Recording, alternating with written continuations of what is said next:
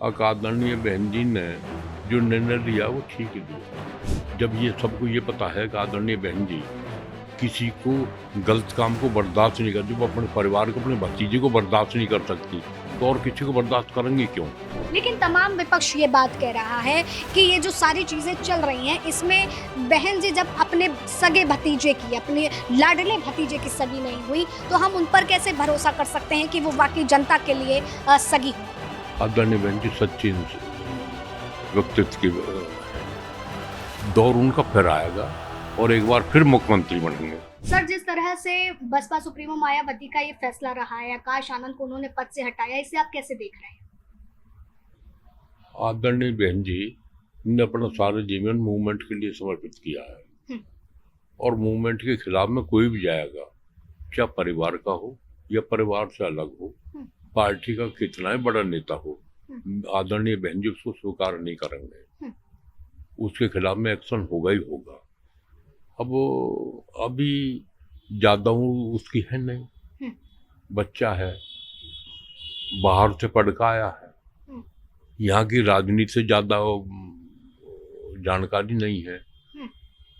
अब भावुकता में कोई बात होगी हो, आदरणीय बहन जी को पता है, मुझे तो घर का मामले का पता नहीं है।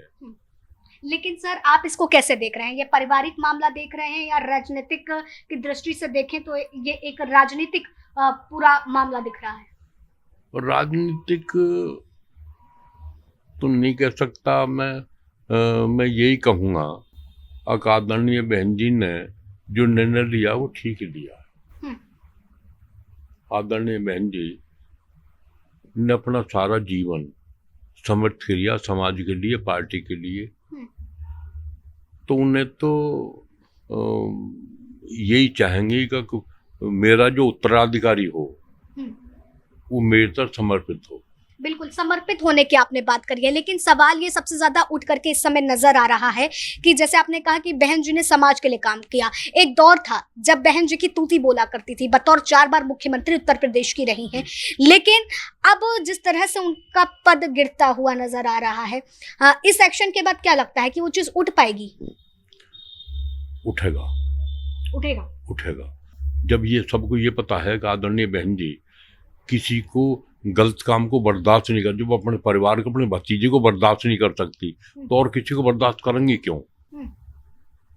आदरणीय बहन जी का इसी उससे सम्मान और बढ़ेगा। लेकिन तमाम विपक्ष ये बात कह रहा है कि ये जो सारी चीजें चल रही हैं इसमें बहन जी जब अपने सगे भतीजे की, अपने लाडले भतीजे की सगी नहीं हुई तो हम उन पर कैसे भरोसा कर सकते हैं कि वो वाकई जनता के लिए सगी होंगी? विपक्ष का काम था आलोचना करना, और काम क्या है विपक्ष का?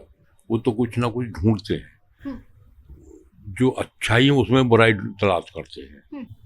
तो बहन जी की अच्छाई है, उसमें बुराई तलाश कर रहे हैं, उनकी अपनी मजबूरी है उन्हें इस तरह कहना।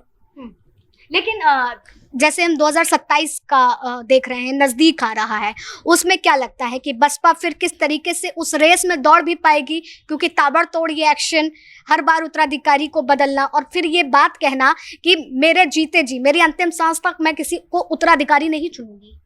वो जो उत्तराधिकारी कई बनाए उन्होंने, उनकी आकांक्षाओं पर अच्छी खरी नहीं उतरे।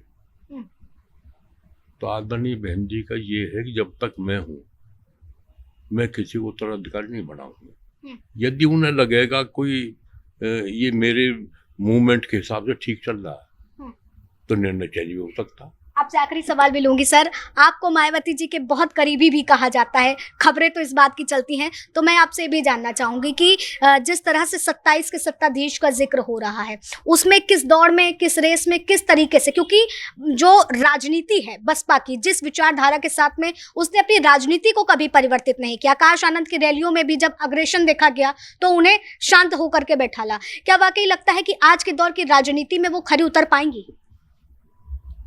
दौर चेंज होगा, जो भी दौर चल रहा है ये एक दूसरे टाइप का है। आदरणीय बहन जी सच्ची व्यक्तित्व की है, दौर उनका फिर आएगा और एक बार फिर मुख्यमंत्री बनेंगे।